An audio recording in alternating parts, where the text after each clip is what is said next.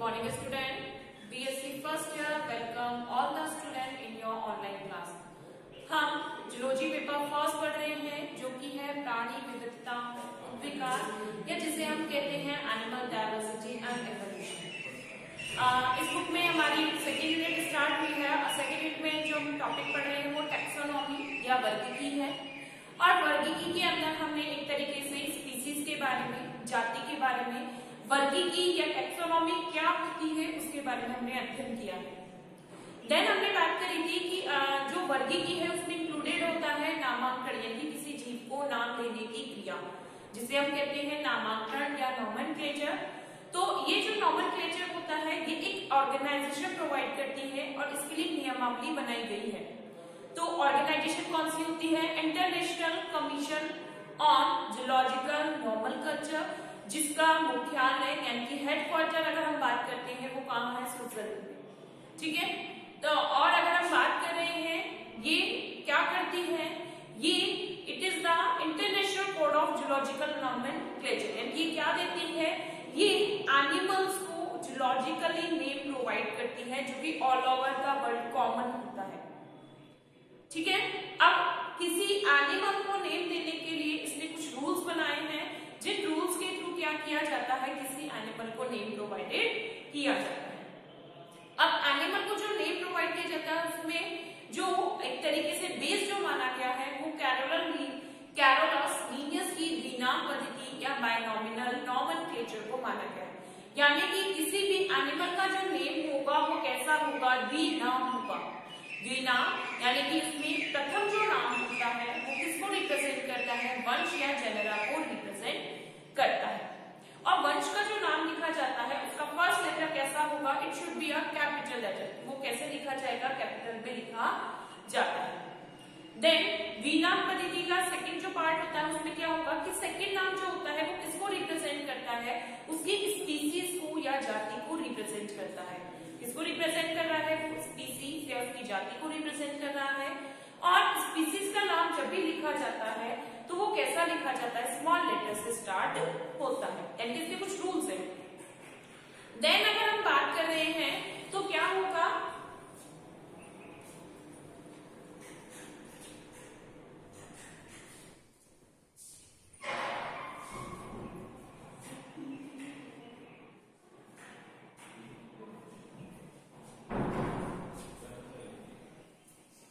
Then अगर हम बात करते हैं तो कभी कभी क्या होता है, कुछ एनिमल की सब स्पीसीज भी होती हैं, उपजातियां भी होती हैं। तो उन उपजातियों के लिए क्या की जाती है? ट्राइनॉमिनल की व्यवस्था है, यानी कि तीसरा नाम यूज किया जाता है जिसको हम कहते हैं सब स्पीसीज का नाम। ये भी स्मॉल लेटर में होगा, स्पेसिफिक होगा और किसको रिप्रेजेंट करता है? उपजाति या सब स्पीसीज को रिप्रेजेंट करता है। यहाँ इसके अलावा अगर हम बात करते हैं इस रूल में क्या कहा जाता है कि जो स्पीसीज से ऊपर के जितने भी टेक्सस होते हैं या वर्गक होते हैं, जैसे फाइलम हुआ, क्लास हुआ, ऑर्डर हुआ, ये सभी क्या होते हैं? सिंगल नॉमिनल होंगे, यानी कि एक पदीय ही होंगे। जैसे अगर फाइलम की बात करते हैं प्रोटोजोआ, एक पदीय नाम है। यदि हम क्लास की बात करते हैं कैलकेरियम, एक पदीय नाम है। इंसेक्टा, ऑर्डर, एक पदीय नाम है। तो यानी कि जो अगर हम बात करते हैं किसी एनिमल की तो उसमें क्या होगा कि जो उसके ऊपर के वर्गक होते हैं, जाति से ऊपर के जितने भी वर्गक या टेक्सस होते हैं वो कैसे होते हैं? एक पदीय होते हैं, यानी कि आप सिंगल नॉमिनल होंगे। इसके साथ साथ अगर हम रूल्स में बात करते हैं तो रूल्स में ये कहा गया है कि अगर सपोज करो किसी साइंटिस्ट ने उस एनिमल की स्टडी यानी कि उसका जो फर्स्ट भी रेफरेंस प्रोवाइड किया है तो उस साइंटिस्ट का नेम भी उस स्पीसीज के साथ मेंशन किया जाता है। ठीक है, उस साइंटिस्ट का नाम क्या किया जाता है? उस स्पीसीज के साथ मेंशन किया जाता है। साथ ही डिस्कवरी ईयर्स भी वहां, यानी कि जब उन्होंने उसकी स्टडीज प्रोवाइड करवाई है वो डिस्कवरी ईयर भी लिखा जाता है। अब सपोज करो कभी कभी क्या होता है कि किसी एनिमल के बारे में ऑलरेडी कोई स्टडी कर चुका है, ठीक है, बट वो रिकॉग्नाइज नहीं थी। बाद में उसी एनिमल के बारे में किसी और ने भी स्टडी किया है और उसकी स्टडी रिकॉग्नाइज्ड है, यानी कि उसकी स्टडी को माना गया है। तो क्या होता है उस अवस्था में जब उस एनिमल का नेम लिखा जा रहा है या प्रोवाइड करवाया जा रहा है, तो जिसने ऑलरेडी पहले उसको खोजा गया है उस साइंटिस्ट का नाम ब्रैकेट में रिप्रेजेंट किया जाता है। जैसे अगर हम बात करते हैं, हम जेनेटिक्स का जो आविष्कार है वो किसको मानते हैं? मेंडल को मानते हैं। जेनेटिक्स या आनुवंशिकी का जो फादर मानते हैं वो मेंडल ने मानते हैं। और मतलब कि लेकिन जो वर्क है, मेंडल ने अपना जो वर्क था वो रिकॉग्नाइज कब किया गया था? वो 19th सेंचुरीज में रिकॉग्नाइज किया गया था 3 अलग अलग वैज्ञानिकों के द्वारा, जबकि उस जेनेटिक्स पर वर्क ऑलरेडी कौन कर चुका था? मेंडल कर चुके थे। ठीक है, तो इसी तरीके से क्या किए जाते हैं, नियमावली में कुछ रूल्स का उपयोग किया जाता है। जब भी किसी एनिमल को नेम दिया जाता है उसके लिए लैटिन भाषा का यूज किया जाता है। अगर उसको स्थानीय कोई नाम है तो भी उसको क्या किया जाता है? लैटिनाइज या लैटिनीकृत किया जाता है। यदि एनिमल का नेम लिखा जा रहा है, हैंड रिटन यदि लिखा जा रहा है तो वो कैसा होगा? इट शुड बी अंडरलाइन, वो अंडरलाइन किया जाएगा। और यदि उसे छपवाया जा रहा है तो वो क्या होगा? उसके लिए इटैलिक जो फॉन्ट है वो यूज किया जाता है। तो ये कुछ रूल्स हैं जो कि किसके में यूज किए जाते हैं? किसी एनिमल के नामांकन या नॉमेनक्लेचर के लिए यूज किए जाते हैं। और ये रूल्स किनके द्वारा प्रोवाइड किए गए हैं? ये प्रोवाइड किए गए हैं ICZF के द्वारा। अब हम इसी में बात करते हैं द्विनाम व त्रिनाम पद्धति के बारे में। हम फर्स्ट ऑफ ऑल इनके बारे में थोड़ा लिखते हैं, लिखेंगे द्विनाम पद्धति।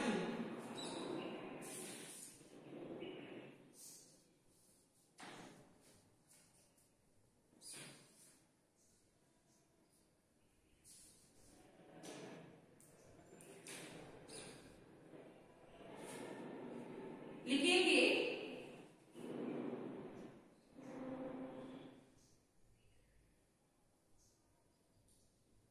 कार्ल वॉन लिनियस को,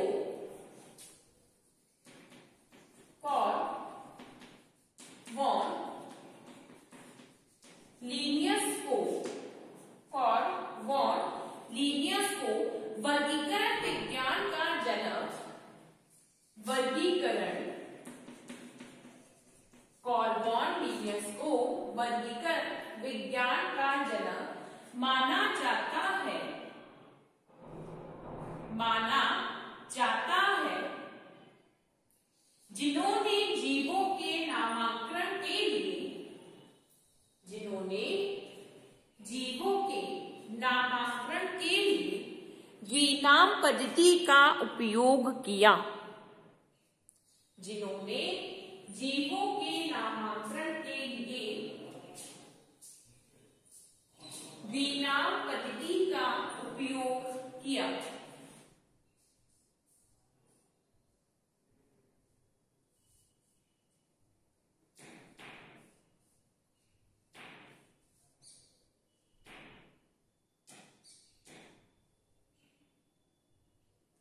इनकी प्रमुख पुस्तकें, इनकी प्रमुख पुस्तकें किसकी? लिनियस की। इनकी प्रमुख पुस्तकें सिस्टेमा नेचुरी, सिस्टेमा नेचुरी व स्पीसीज प्लांटेरम, इनकी प्रमुख पुस्तकें सिस्टेमा नेचुरी व स्पीसीज प्लांटेरम है, स्पीसीज प्लांटेरम है, तथा जीवों के नामांकन के लिए, जीवों के नामांकन के लिए इनकी सिस्टेमा नेचुरी पुस्तक के, इनकी सिस्टेमा नेचुरी पुस्तक के 10वें संस्करण को आधार माना गया है।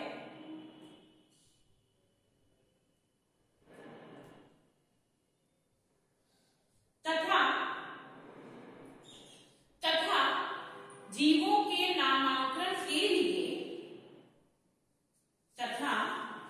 जीवों के नामांकन के लिए द्विनाम पद्धति का उपयोग किया गया है।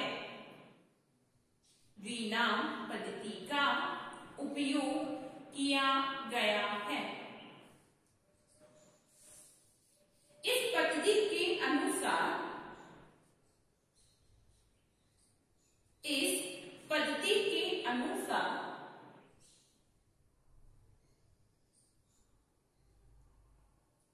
जीव का नामांकन, इस पद्धति के अनुसार जीव का नामांकन द्विपदीय होता है। जीव का नामांकन द्विपदीय होता है, जिसमें प्रथम पद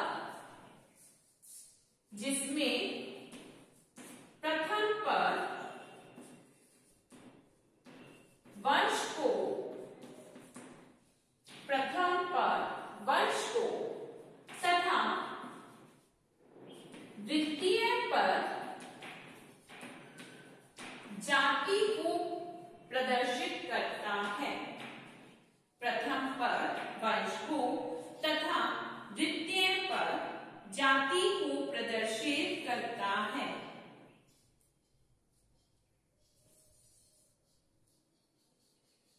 जैसे पैंथेरा लियो, जैसे बाघ का नाम पैंथेरा लियो है। बाघ का नाम पैंथेरा लियो है, जिसमें पैंथेरा वंश को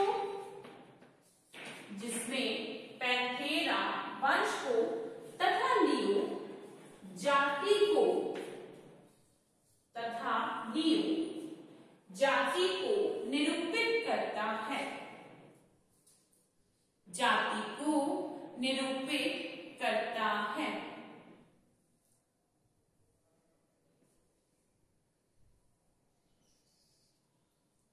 इनका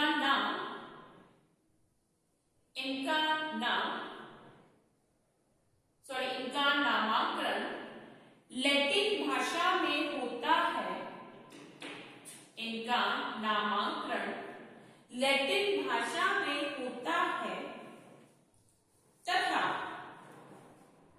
नामांकन लैटिन भाषा में होता है तथा वंश का नाम कैपिटल अक्षर से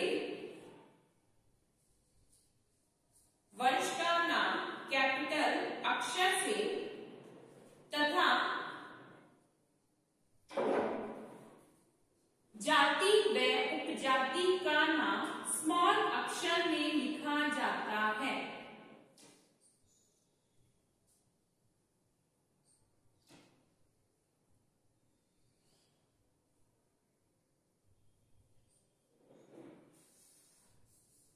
जाति व उपजाति का नाम स्मॉल अक्षर से प्रारंभ होता है।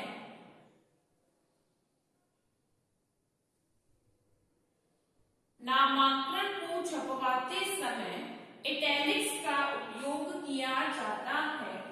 नामांकन छपवाते समय इटैलिक्स का उपयोग किया जाता है। इटैलिक्स अक्षरों का उपयोग किया जाता है तथा हाथ से लिखते समय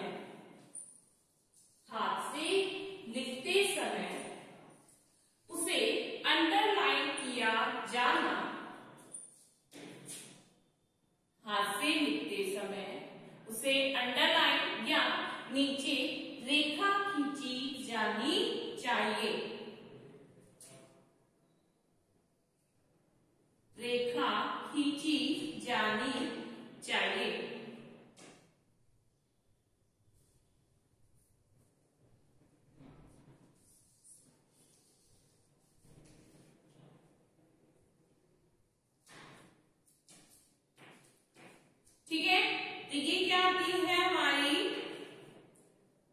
वीना पद्धति। अब हम देखते हैं इसी में आती है ट्रायनॉमिनल नोमेनक्लेचर। बायनॉमिनल नोमेनक्लेचर हमने लिखा, नेक्स्ट आता है हमारा ट्रायनॉमिनल नोमेनक्लेचर, यानी कि वही है सेम। ट्रायनॉमिनल में क्या होगा, सब स्पीसीज का नेम यूज किया जाता है। तो हेडिंग क्या है, ट्रायनॉमिनल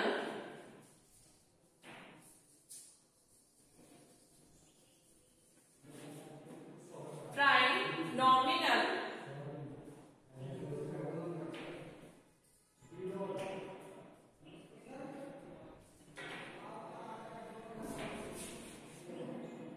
ट्रायनॉमिनल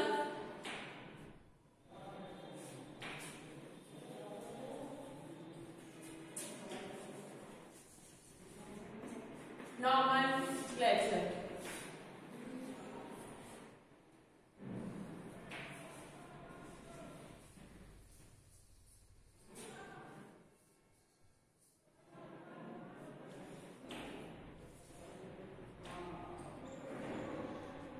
In certain cases,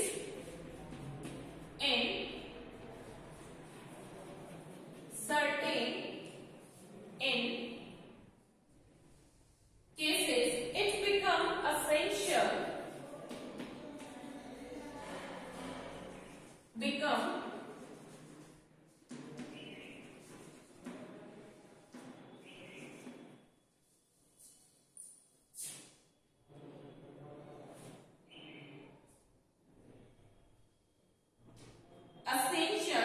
to recognize even the essential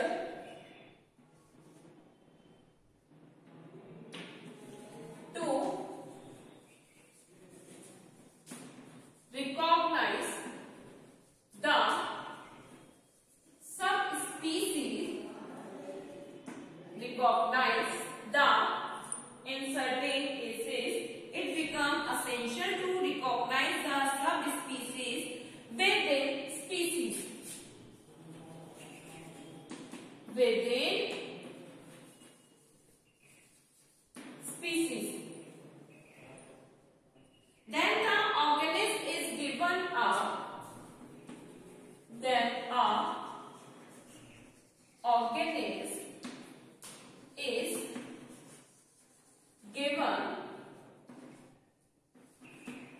organism is given a third name also,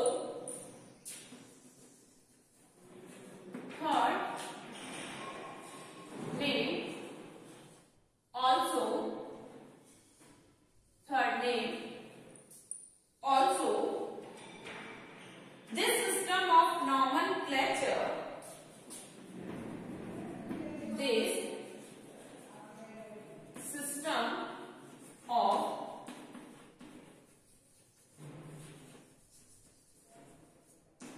nomenclature, the system of nomenclature is known as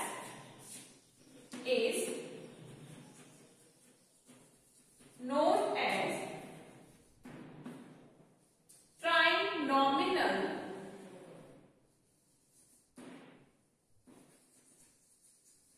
nomenclature. Trinominal nomenclature.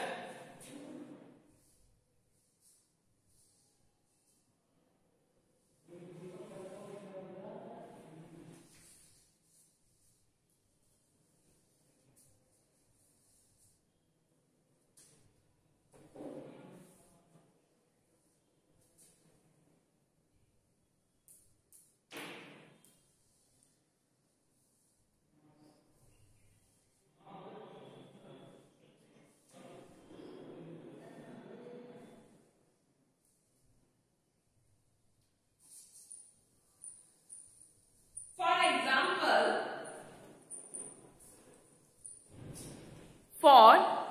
example,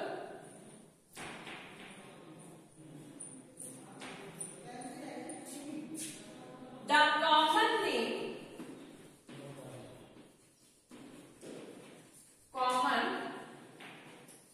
name of lion is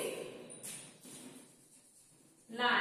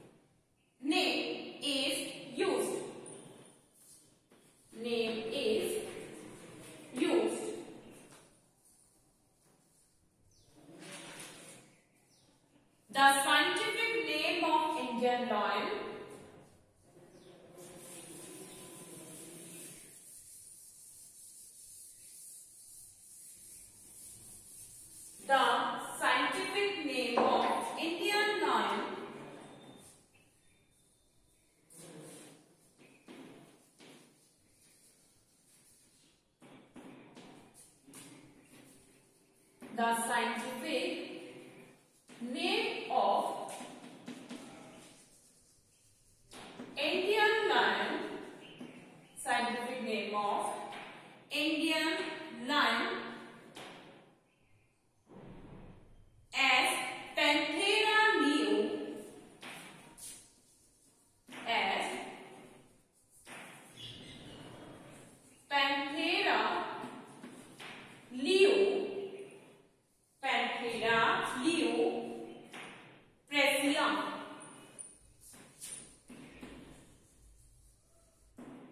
Panthera leo praesium. लिखेंगे, heading डालेंगे, त्रिनाम पद्धति।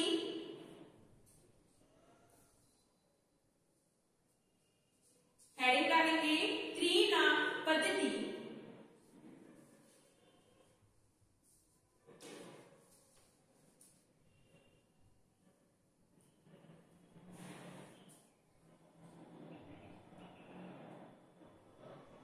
लिखेंगे, कभी कभी। त्रिनाम पद्धति में लिखेंगे,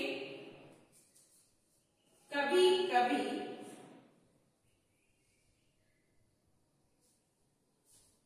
कुछ जातियों के उपजातीय नाम।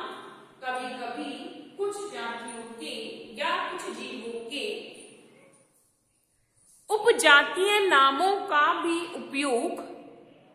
उपजातीय नामों का भी उपयोग। उपजातीय नामों का भी उपयोग नामांकन में प्रयुक्त किया जाता है। नामांकन में प्रयुक्त किया जाता है। नामांकन में प्रयुक्त किया जाता है।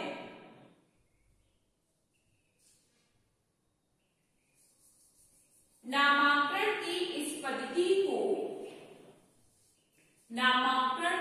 इस पद्धति को जिसमें जाति के साथ साथ नामांकन की इस पद्धति को जिसमें वंश व जाति के साथ साथ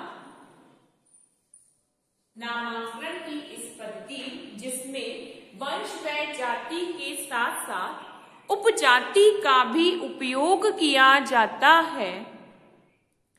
उपजाति का भी उपयोग किया जाता है।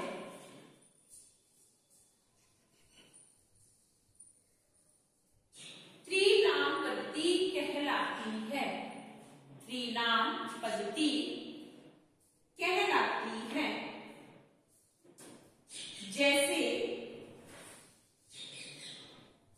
जैसे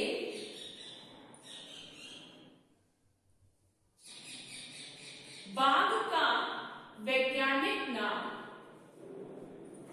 बाघ का वैज्ञानिक नाम पैंथेरा लियो है। बाघ का वैज्ञानिक नाम पैंथेरा लियो है।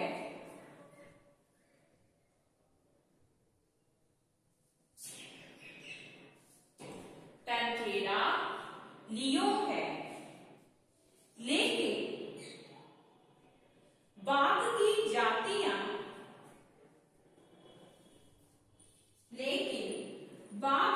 जातियां अलग अलग देशों में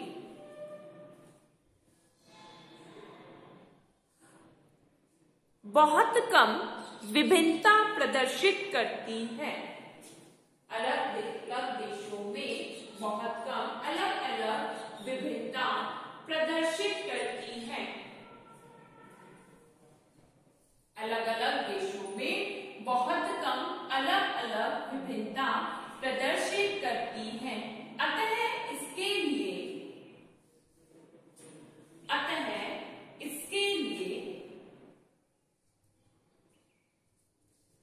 बाघ में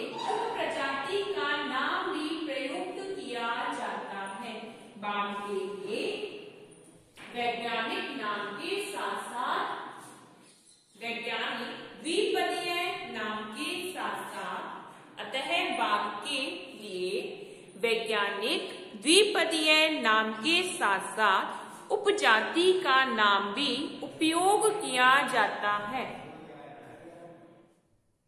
उपजाति का नाम भी प्रयोग किया जाता है।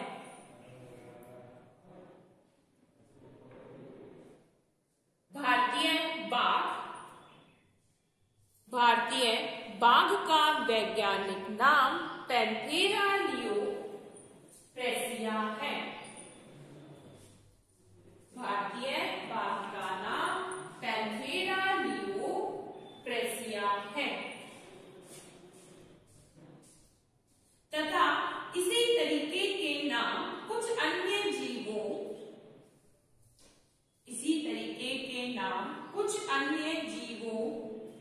क्रो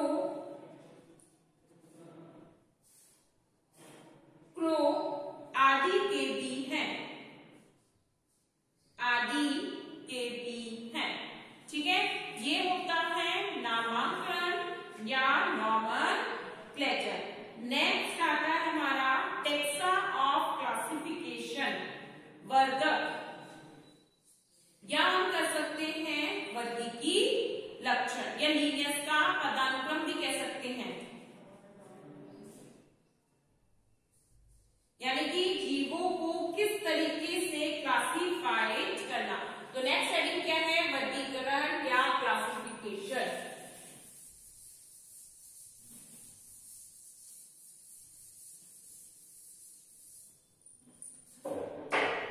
नेक्स्ट क्या आता है हमारा? वर्गीकरण।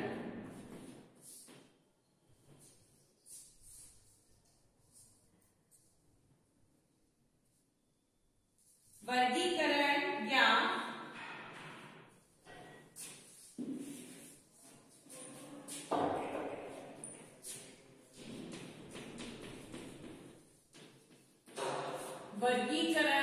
या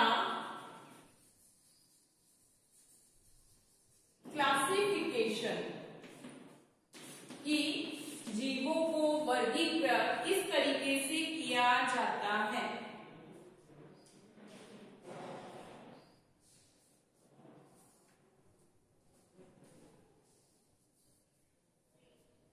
देखो यहाँ पर हम क्या कर रहे हैं कि हम वर्गीकरण, क्या मीनिंग होता है? जीवों को अलग अलग वर्गों में रखना क्या कहलाता है? वर्गीकरण कहलाता है। कि सेम जो कैरेक्टर वाले एनिमल होते हैं उनको पर्टिकुलर एक वर्गक या टेक्सा में अरेंज किया जाता है।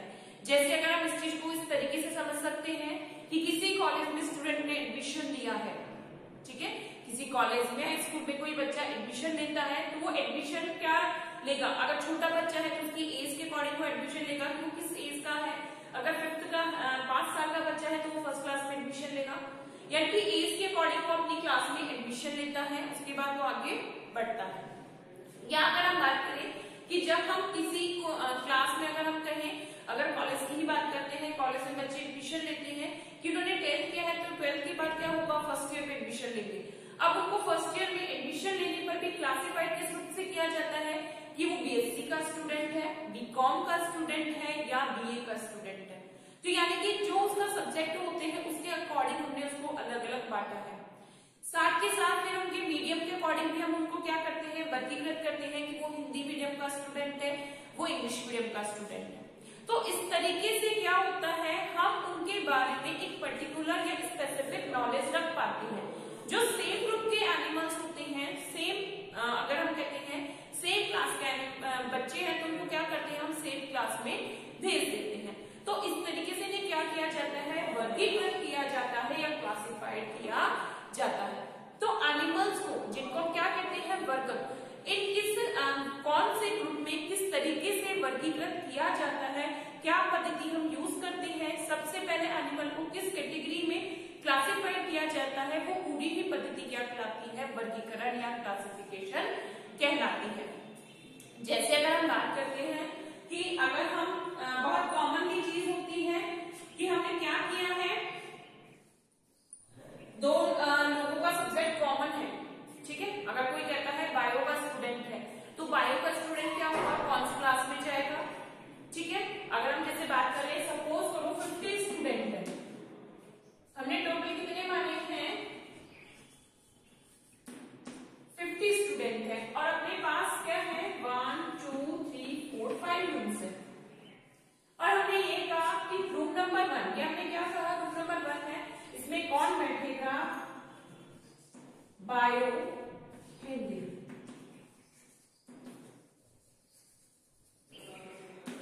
हिंदी मीडियम का स्टूडेंट। फिर रूम नंबर 16 में हमने क्या कहा? Bio, English medium. इसमें हम कह रहे हैं मैथ्स,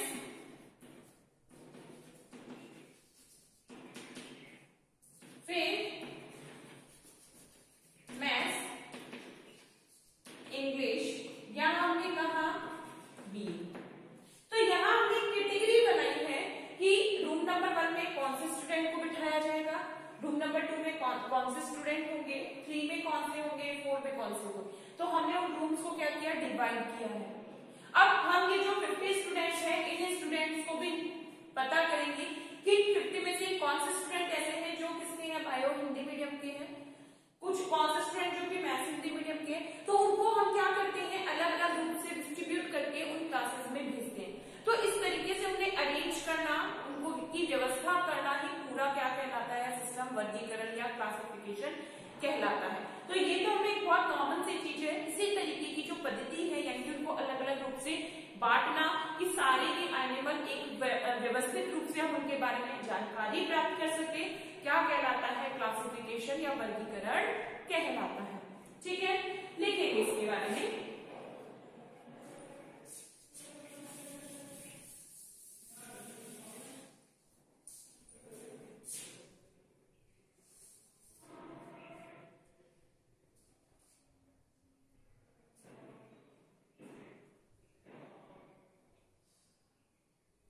लिखेंगे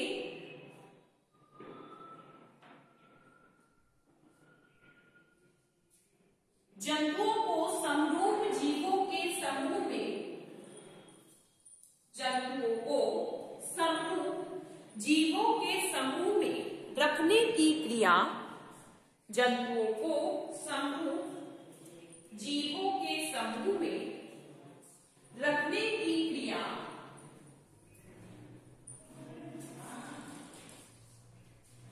वर्गीकरण कहलाती है, वर्गीकरण कहलाती है, वर्गीकरण कहलाती है। जंतुओं को वर्गीकृत करने के लिए, जंतुओं को वर्गीकृत करने के लिए कुछ वर्गीकी लक्षणों का उपयोग किया जाता है, कुछ वर्गीकी लक्षणों का उपयोग किया जाता है, जैसे कोशिकाओं की संख्या, जैसे कोशिकाओं की संख्या, दूसरा कोशिकाओं की संख्या, दूसरा जनन स्तरों की संख्या, जनन स्तरों की संख्या, नेक्स्ट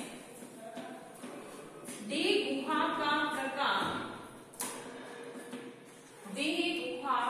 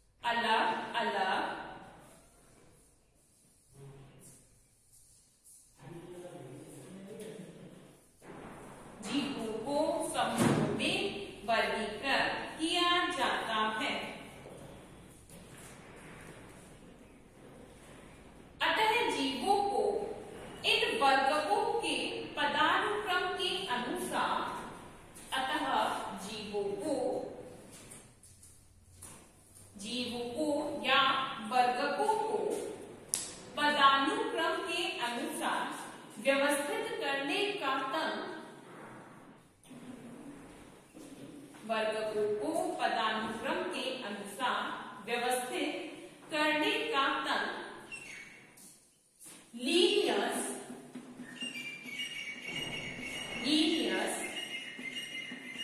पदानुक्रम तंत्र कहलाता है। लीनियस पदानुक्रम